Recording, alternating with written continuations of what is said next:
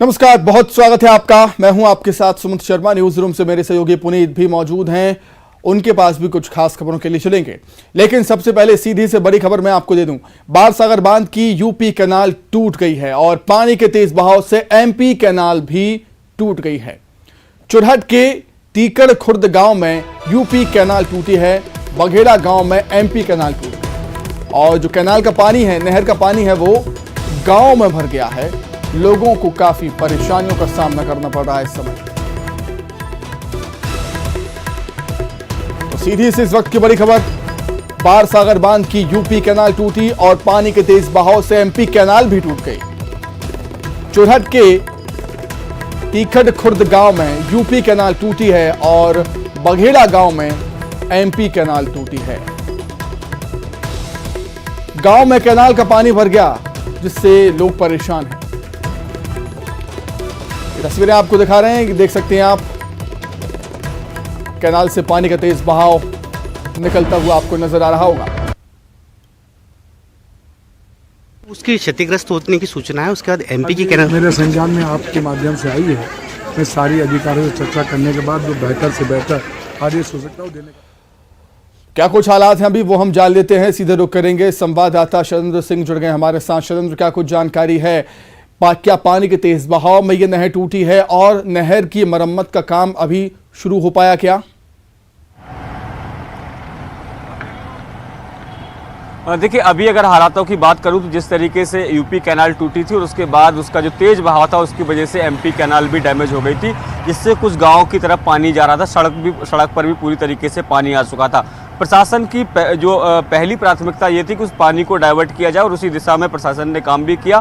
तत्काल जो टीम है वो मौके पर पहुंची थी और उस पानी को गांव की जगह नदी की तरफ डाइवर्ट कर दिया गया। यानी अब जो पानी जितना पहले गांव में पहुंच चुका था वही पानी अभी गांव में भरा हुआ है। हालांकि उसको भी खाली करने का प्रयास जो है वो स्थानीय स्तर पर किया जा रहा है। हालांकि अभी इसके पूरे कारणों का पता नहीं चल पाया कि आखिर कैनाल एकदम से कैसे टूट गई। क्या पहले से कोई रिसाव हो रहा था, और यदि हो रहा था तो समय रहते उसको ठीक क्यों नहीं किया गया है? ये सब चीज़ें जो हैं वो जांच का विषय है। हालांकि प्रदेश सरकार के जो मंत्री हैं, जो जल संसाधन मंत्री, उनकी तरफ से निर्देश भी जारी किए गए हैं कि उन्होंने कहा है कि घटना की पूरी जानकारी ले रहे हैं अधिकारियों से। वो बात करेंगे किन परिस्थितियों में ये सब हुआ, इस सब की भी जांच की जाएगी। लेकिन कहीं ना कहीं जो स्थानीय जो लोग हैं उनके लिए परेशानी का सबब बन गया ये बहता हुआ पानी। रोड भी जो वो है उस पर भी तो पानी भर गया था। इसके अलावा गांव में भी पानी भर गया था। वर्तमान की अगर हालातों की बात करूं तो गांव की तरफ जो पानी जा रहा था उसको अब डाइवर्ट कर दिया गया। ये राहत की बात जो है वो कही जा सकती है सुमित, और प्रशासनिक अमला भी मौके पर पहुंचा है और गांव वालों के लिए जो राहत देने के जितने भी काम हो सकते हैं वो भी अब शुरू कर दिए गए हैं। ठीक है शैलेंद्र, आपका बहुत धन्यवाद जुड़ने के लिए और तमाम जानकारी के लिए आपका बहुत शुक्रिया। आगे बढ़ते हैं। सतना से बड़ी खबर है, नकली नोट चलाते 2 युवक पकड़ाए हैं। आरोपियों से 25,000 के नकली नोट बरामद किए गए। पान की गुमटी पर नकली नोट चलाने की इनकी कोशिश थी। जीआरपी दोनों आरोपियों से पूछताछ कर रही है। नकली नोट चलाने वाले गिरोह का खुलासा हो सकता है। सतना से बड़ी खबर है, नकली नोट चलाते 2 युवक पकड़ाए हैं। आरोपियों से 25,000 के नकली नोट बरामद किए हैं पुलिस ने। पान की गुमटी पर नोट चलाने की कोशिश थी इनकी। जीआरपी दोनों ही आरोपियों से, युवकों से पूछताछ कर रही है और नकली नोट चलाने वाले गिरोह का खुलासा पूछताछ में हो सकता है।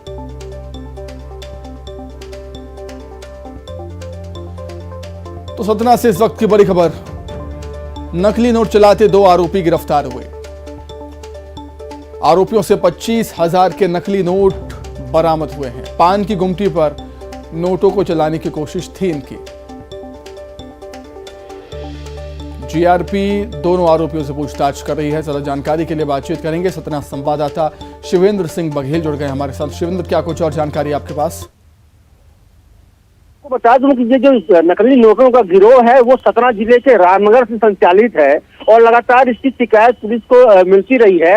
लेकिन जो आज एक बड़ी घटना हुई कि एक अनपढ़ जो पान ठेला लगाकर अपना व्यापार करता था, उसके पास नकली नोट गलाने 3 लोग पहुंचे थे और उसने समझदारी का पैसा देते हुए पुलिस को सूचना दे दी और पुलिस ने 3 युवकों को गिरफ्तार किया है, जिसमें से एक नाबालिग है और ये तीनों जो है रामनगर थाना क्षेत्र के ही रहने वाले हैं। इनका जो मुख्य सरगना है धीरज तिवारी, वो साथी अपराधी है, उससे कई मामले दर्ज हैं और वही नकली नोट बनाने का काम करता है। तो पुलिस को एक बड़ा इनपुट मिला है कि नकली नोट का कारोबार रामनगर से संचालित है। तो अब इस पूरे मामले में पुलिस गहनता से पूछताछ कर रही है और एक बड़े गिरोह का भंडाफोड़ होने की संभावना है। हालांकि इन तीनों आरोपियों के खिलाफ धारा 489 ख के तहत मामला दर्ज करके गिरफ्तार कर लिया गया है और 25,400 की नोट भी जब्त कर ली गई है। जी ठीक है शिवेंद्र, आपका बहुत धन्यवाद तमाम जानकारी के लिए।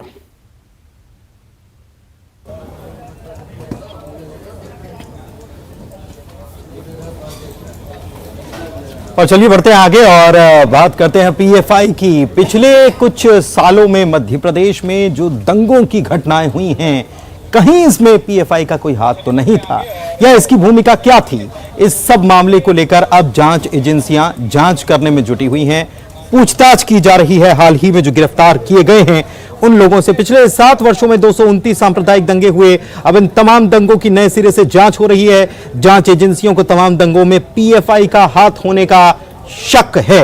इस मामले में मध्य प्रदेश एटीएस पीएफआई के 4 लीडर से लगातार पूछताछ कर रही है। गौरतलब है कि एटीएस और एनआईए ने पीएफआई के 4 आरोपियों को इंदौर उज्जैन से गिरफ्तार किया था। चारों 30 सितंबर तक पुलिस के रिमांड पर हैं।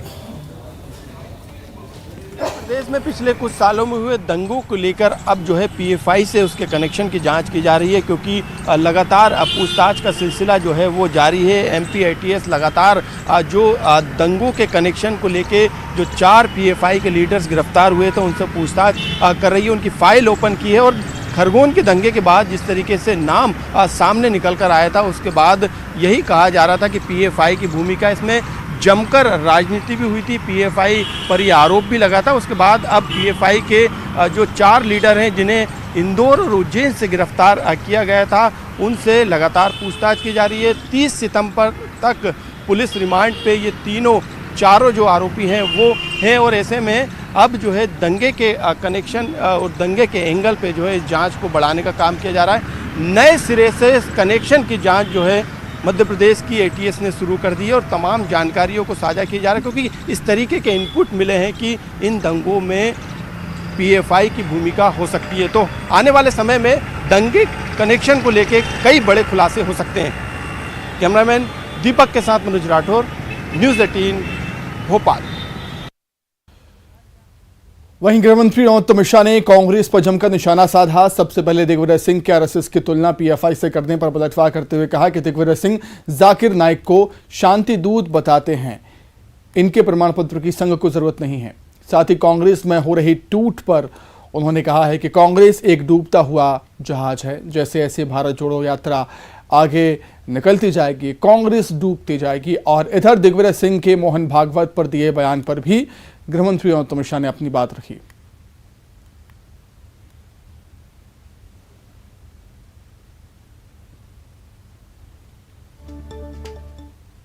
वो जाकिर नाइक को जो व्यक्ति शांति दूत बताते हों, उनसे और क्या उम्मीद कर सकते हैं। दोनों लोग पदयात्रा पे हैं, एक अमेठी से हारे थे, एक भोपाल से हारे थे। वो दोनों लोग हैं जो एक बार भारत तेरे टुकड़े होंगे इंशाअल्लाह इंशाअल्लाह बोलने वालों से सबसे पहले जेएनयू में मिलने गए थे। और दूसरे दिग्विजय सिंह हैं जो जाकिर नाइक को शांति दूत बताते हैं, ओबामा को जी लगाते हैं। ये क्या समझेंगे संघ को? राजस्थान में और इनके प्रमाण पत्र की संघ को जरूरत भी नहीं है। कांग्रेस अब एक डूबता जहाज है, जैसे जैसे पदयात्रा आगे आती जाएगी। अभी गोवा में डूबी है, उसके पहले गुलाम नबी आज़ाद निकले थे, उसके पहले कपिल सिब्बल निकले थे, आनंद शर्मा ने इस्तीफा दिया था, मध्य प्रदेश के पूर्व विधायक चले गए। राजस्थान का हश्र इस हफ्ते में आप देखेंगे, अद्भुत होगा। इस दुल के टुकड़े 1000 होंगे, कोई यहाँ गिरेगा कोई वहाँ गिरेगा। जिन पे खुद की पार्टी नहीं संभल रही हो वो हमको बता रहे हैं कि हम कहाँ जाएंगे। अपनी बिगड़ी बनाना सके वो और जमाने भर के घड़ी साज हैं वो। रामेश्वर शर्मा जी ने कहा है कि बात मुख्यमंत्री शिवराज सिंह चौहान की करते हैं, जो लगातार एक्शन में नजर भी आ रहे हैं। समीक्षा बैठक लगातार कर रहे हैं और अनूपपुर जिले की समीक्षा बैठक मुख्यमंत्री आज करते हुए नजर आए और अधिकारियों को फटकार भी उन्होंने लापरवाही के मामले को लेकर लगाई है। क्लास लगाई अधिकारियों की जल जीवन मिशन में काम को लेकर। सीएम नाराज हुए, इस काम के लिए एग्जीक्यूटिव इंजीनियर पर नाराजगी जताई और इंजीनियर के द्वारा गलत तथ्य दिखाने को लेकर नाराजगी जताई, जिसके बाद सीएम ने बैठक में इंजीनियर को माफी मांगने की बात कही और इंजीनियर ने बैठक में सभी के सामने अपनी गलती पर माफी मांगी।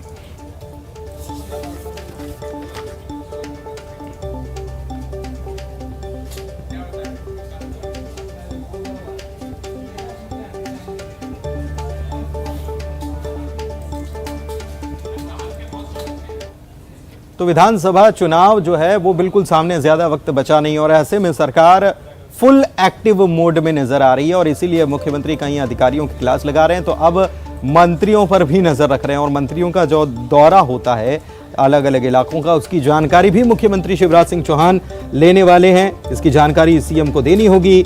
सीएम सचिवालय मंत्रियों के दौरे की जानकारी रखेगा। जन सेवा अभियान के अलावा किए गए दौरों की भी जानकारी देना जरूरी होगा। मंत्रियों के परफॉर्मेंस को ध्यान में रखते हुए ये व्यवस्था बनाई गई है। वहीं दो मंत्रियों को एक जिले की जानकारी सौंपी गई।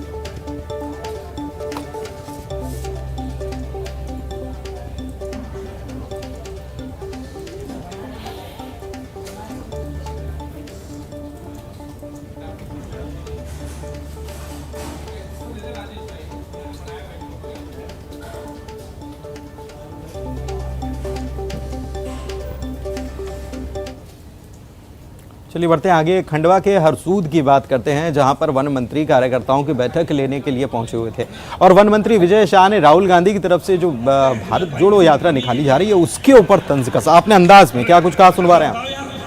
अगर तुम्हारा बेटा 50 साल का हो जाए भाईजान, 50 साल का हो जाए और एक वो है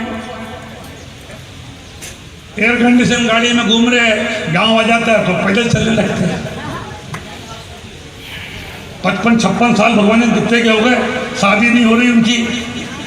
अब अगर ये बाबा मेरा बेटा है, ये 28-29 का हो गया, मैंने शादी करनी भी है 25 के बाद। कोई घर परिवार में बच्चा बड़ा हो जाए 25 साल से ऊपर हो जाए और उसकी शादी नहीं होए तो पड़ोसी आ जाते हैं, बोले भाई कोई कमी है क्या? अरे चाचा बताओ यार, अगर तुम्हारा बेटा 50 साल का हो जाए भाईजान, 50 साल का हो जाए और तुम्हारे बेटे की शादी नहीं होए तो पड़ोसी आके क्या बोलेगा? कोई कमी हो गया। मैं नहीं बोलता तुम्हारे पप्पू में कमी है, मैं नहीं बोल रहा, लेकिन लोग खुजर करते हैं। खुजर करते कि नहीं करते? हमारी माँ बहनें खुजर करती, बोले कोई डॉक्टर को दिखाएं क्या? अरे भैया जी भाषण भी दे रहा, लोग बात कर रहे हैं यार, ये समाज के लोग ही बात कर रहे हैं, उसको ना बताते क्यों नहीं यार? ये मुझे कल मिला था, बोल रहा था भैया उनका पप्पू शादी कब करा है? मैंने कहा हमको मतलब नहीं है, हमारे पप्पू की शादी हो गई, 2 बच्चे।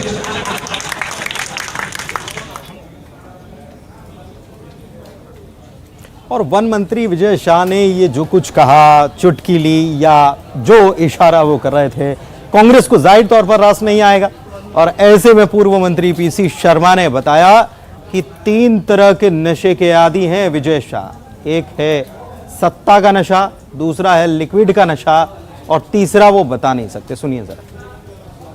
ये 3 नशे हैं इनके, एक सत्ता का नशा, दूसरा वो जो एक कोई लिक्विड है उसका नशा और तीसरा नशा जिसको बता नहीं सकते वो नशा भी है, जो लोग समझ जाएंगे। ये वही मंत्री हैं जिन्होंने कभी श्रीमती शिवराज सिंह चौहान जी, जिनको सभी जगह भाभी जी के नाम से जाना जाता। सतना से बड़ी खबर है, गोली चलने से दहशत का माहौल है। 3 राउंड फायरिंग हुई है, मूर्तिकार और ग्राहक के बीच विवाद हो गया। घटना की जानकारी मिलते ही मौके पर पुलिस पहुंच गई, गोली चलाने वाले को हिरासत में ले लिया गया। सतना से खबर आपको बता रहे हैं, जहां पर गोली चलने से इलाके में दहशत का माहौल। 3 राउंड फायरिंग हुई है, मूर्तिकार और ग्राहक के बीच किसी बात को लेकर विवाद हो गया था। घटना की जानकारी मिलते ही मौके पर पुलिस पहुंच गई।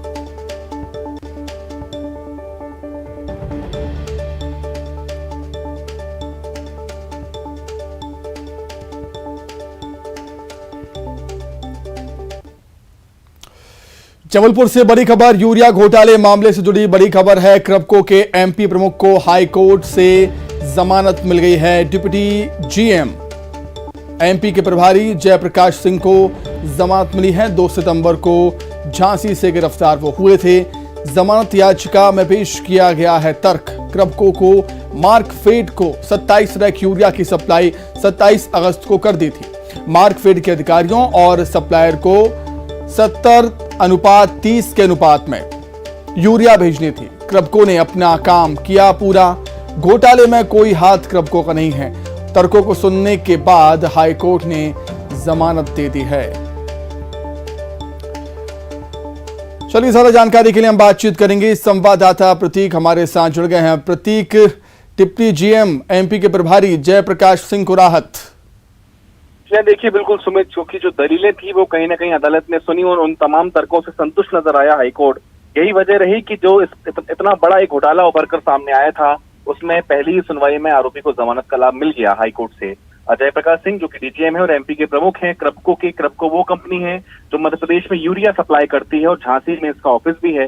बहरहाल जो तर्क दिया गया वो यही था कि 27 रैक यूरिया का जो सप्लाई था वो मार्कफेड की डिमांड पर, मार्कफेड वो कंपनी है जो यूरिया सप्लाई करती है तमाम विपणन संस्थाओं में, उसे सप्लाई कर दिया गया था। यानी कहीं ना कहीं क्रेपको ने अपनी जिम्मेदारी पूरी कर ली थी। अब मार्कफेड के अधिकारियों और जो सप्लायर फर्म है उसके बीच तालमेल होता है कि वो संबंधित जो सहकारी समितियां होती वहां यूरिया भिजवाता है। यानी कहीं ना कहीं एक बड़ी मिलीभगत मार्कफेड के अधिकारियों की थी जिन्होंने गड़बड़ी की है। इस लिहाज से तमाम तर्कों को सुनने के बाद हाईकोर्ट ने जयप्रकाश सिंह जो कि क्रेपको के एमपी प्रमुख हैं उन्हें जमानत का लाभ दे दिया है।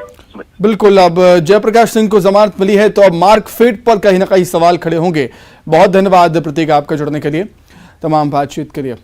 भोपाल से बड़ी खबर, आईटीआई कॉलेज एमएमएस कांड का मुख्य आरोपी गिरफ्तार हुआ है। राहुल यादव को पुलिस ने गिरफ्तार कर लिया। मुख्य आरोपी के मोबाइल से एमएमएस नहीं मिला। आरोपी के मोबाइल से वीडियो और डेटा रिकवर करने की कोशिश कर रही है पुलिस। भोपाल के आईटीआई कॉलेज की एक छात्रा को आरोपियों ने एमएमएस के माध्यम से ब्लैकमेल किया था। अशोका गार्डन पुलिस ने चारों आरोपियों को गिरफ्तार कर दिया है।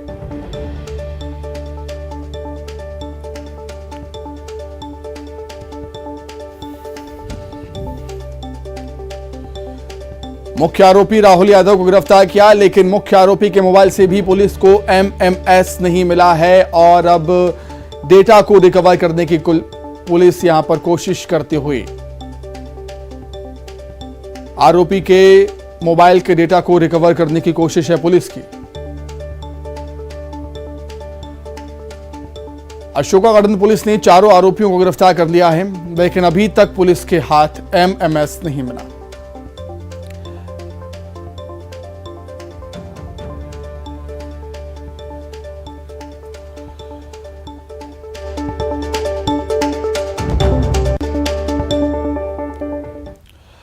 अब आइए एक नजर 25 सेकंड